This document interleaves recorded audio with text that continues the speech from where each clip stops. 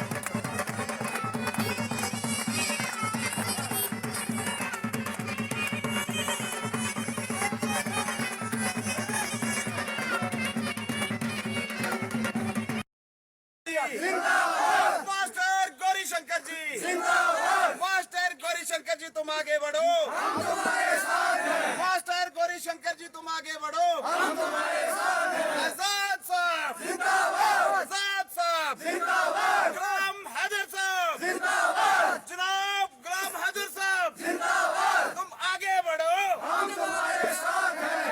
Master Gauri Shankar ji जिंदाबाद, शंकर साहब आगे बढ़ो, हम तुम्हारे साथ हैं। शंकर साहब आगे बढ़ो, हम तुम्हारे साथ हैं। शंकर साहब आगे बढ़ो, हम तुम्हारे साथ हैं। बनी की मजबूरी है, शंकर साहब जरूरी है। बनी की मजबूरी है, शंकर साहब जरूरी है। बनी की मजबूरी है, शंकर साहब जरूरी है। आजाद साहब जिंदाबाद, आजाद साहब जिंदाबाद, मलिक साहब जिंदाबाद।